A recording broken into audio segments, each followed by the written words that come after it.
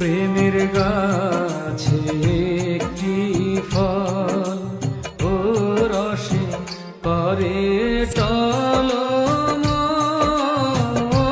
তাতে ভ্রমর হয় পাগল।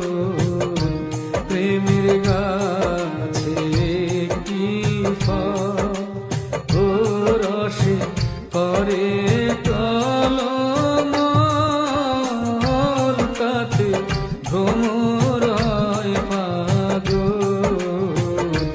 সে ফল গুরুকে দিয়ে শিষ্য খাইলে অমর হয় সে সংসারে